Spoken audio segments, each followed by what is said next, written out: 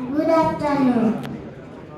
নমস্কার, আমরা সদর পশ্চিম চক্রের প্রতিনিধি। আজকে আমার বিষয় পরিবেশ বিদ্যা।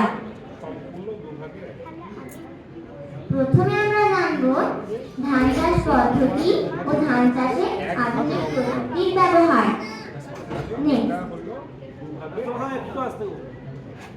দেখো, প্রথমে আমরা যাব ধান চাষ পদ্ধতিতে। ধান চাষ পদ্ধতিতে প্রথমেই কি করতে হয়, মাটি তৈরি করতে হয়।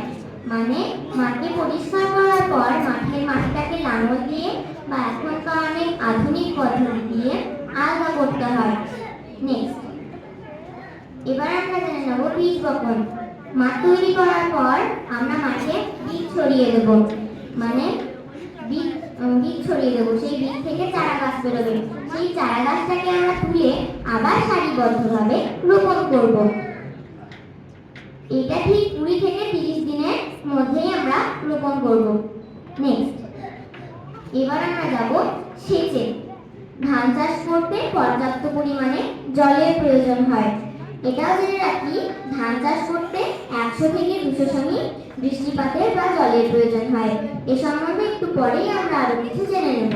নেক্সট, এবার আমরা যাব আগাছা পরিষ্কার ও সার প্রয়োগে। ধান গাছ বড় হওয়ার সাথে সাথে আগাছাগুলোও বড় হয়। এবার ধানের তো খাদ্যের প্রয়োজন, ধানের খাদ্য কি? সার। এবার ধানকে আমরা খাদ্য দিলাম, সেই খাদ্যে সেই সারের সমস্ত পুষ্টিটা কিন্তু ধান না পেয়ে আগাছাগুলোই পেয়ে যাবে। তাহলে তো ধান চাষ ঠিকঠাক হবে না। তাহলে আমাদের কি করতে হবে, আগাছাগুলোকে আগে তুলে ফেলতে হবে, তারপর সার প্রয়োগ করতে হবে। নেক্সট, এবার আমরা যাব কীটনাশক প্রয়োগে। ধান গাছ বড় হওয়ার সাথে সাথে ধান গাছ অনেক রকম রোগ, পোকামাকড় এই সমস্ত ধরনের জিনিস দেখা দেয়। তো এগুলোকে আমরা দূর করার জন্য কি করব, কীটনাশক বা পেস্টিসাইড প্রয়োগ করব।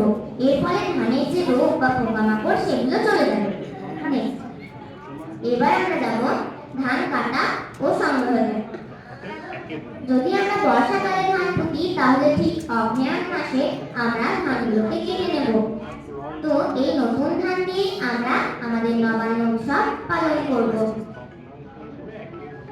এবার আমরা জল সেচে যাব। দেখো, আগেকার মানুষ কি করতো, নদী, খাল, কূপ, পুকুর এই সমস্ত জায়গা থেকে জল উত্তোলন করে চাষ করতো। এর ফলে অনেক পরিশ্রম হতো, তারপর অনেক কষ্ট হতো, অনেক সময়ও লাগতো। নেক্সট, তো এখন আমরা বিজ্ঞান উন্নত হওয়ার ফলে কি পেয়েছি, submersible pump, smart irrigation system. Next, তো এই যন্ত্র দুটো ছবি দেখে নিয়ে এসো। এই যে উপরে যেটা দেখছো এটা হচ্ছে সাবমার্সিবল পাম্প। এটাকে নিশ্চয়ই তোমরা অনেকেই কি বলে ডাকো বলো তো?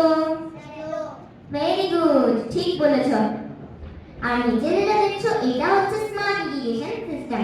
এই নিজেই বুঝে নেয় মাঠে কখন কতটা জল প্রয়োজন, কতটা প্রয়োজন না, এই সমস্তটা নিজেই বুঝে নেয়।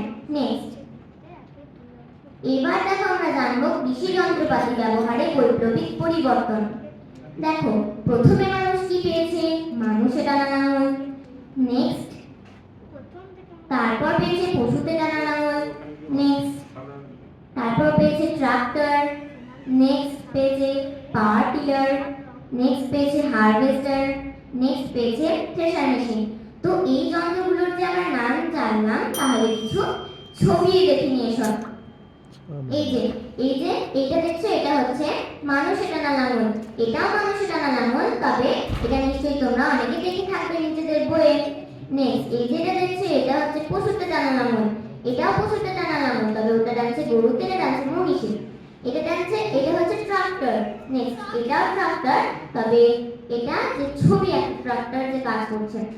এটা পাওয়ার টিলার। পাওয়ার টিলার যে কাজ করছে তার একটা ছবি। নেক্সট, এটা হচ্ছে হারভেস্টার। হারভেস্টার যে কাজ করছে তার একটা ছবি।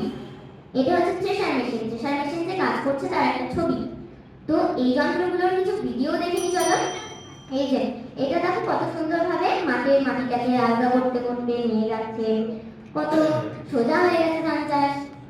দেখো, এইটাতে দেখো কত সুন্দর ধানগুলোকে কাটতে কাটতে নিয়ে যাচ্ছে, আর একটা থেকে খড়গুলো পড়ে যাচ্ছে। আর এটা হচ্ছে এখনকার পাওয়ার থ্রেশার মেশিন, যেটা নিশ্চয়ই তোমাদের অনেকের বাড়িতে আছে। এটা পায়ে বা মোটরে চালানো হয়। এটা হচ্ছে অত্যাধুনিক থ্রেশার মেশিন। এটা এক হাত থেকে খড় আর ধান দুটো আলাদা হয়ে যাচ্ছে। তাহলে আমাদের এখনকার যুগে ধান চাষ পদ্ধতি কত সোজা হয়ে গেছে, তাই না? আশা করি আজকে যা আমরা এত কিছু জানলাম সবাই সমস্তটা বুঝতে পেরেছো। যদি না বুঝতে পেরে থাকো আবার প্রশ্ন করতে পারো। সবাই ভালো থাকবে, ধন্যবাদ।